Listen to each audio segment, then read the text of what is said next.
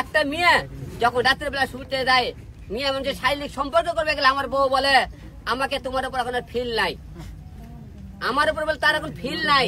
তার ফিল যখন তাকে মনে করেন কক্সবাজারে পট খাইলো, সেখান থেকে আসার পর থেকে তারপরে গেল, তারপর থেকে তারা ফিল আসলো আমার উপর। 1 তালাক রিয়ামণি, 2 তালাক রিয়ামণি, 3 তালাক রিয়ামণি। সবাই চুপ করেন।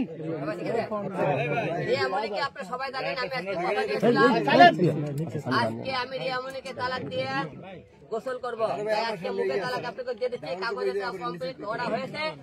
কালকে কোর্টে আমরা এফিডেভিট করে আমরা কাগজটা 3 মাসের মধ্যে ডাক আপনারা কোর্টের মাধ্যমে পৌঁছে দেবো। কারণ কোন রকম এবার ফাঁকি থুকি হবে না, কোন রকম 2 নম্বরই হবে না, কেউ বলতে না পারে হিরো আলম তালাক দেয়নি।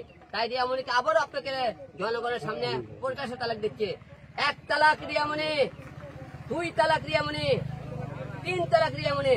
তোর মতো মেয়ে আজকে থাকে বাংলা ব্যাগে থাকে, সবাই জান কি বলে আপনারা দেবেন সেই নামটা দিয়ে দিন। এইরকম মেয়ে, এই মেয়ে ঘটনা কি করছে তার যদি কতটা আমি আজকে নিশ্চিত আজকে সম্মান হারাছে, এই মেয়ে জন্য আজকে আমি আজকে বাংলার মূর্তিতে ঘরে ঘরে আমাকে গালি দেয়। এই মেয়ে যদি কি রেখে সে আমাকে খুন করতে চায়, আমাকে খুন করে সে তার পরকীয়া প্রেমিক নিয়ে চলাফেরা করতে চায়।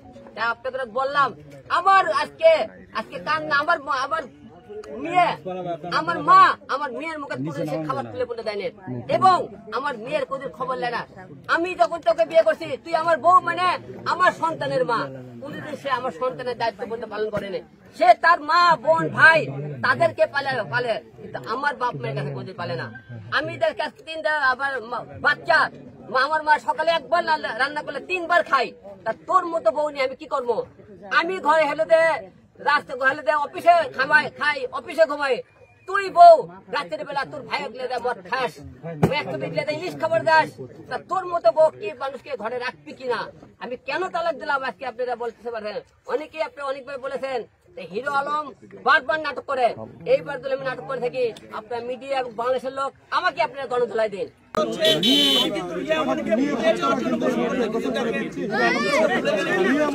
খুন করে সে তার পরকীয়া প্রেমিক নিয়ে চলাফেরা করতে চায়। হিরো আলম রিয়ামণিকে নাটক করতেছে, আলম সব দিকে এই নিতেছে, খালি তালাক দিয়ে আবার দায় আসে। আজকের পরে থেকে হিরো আলম আর রিয়ামণির কোনো গল্প আর হবে না।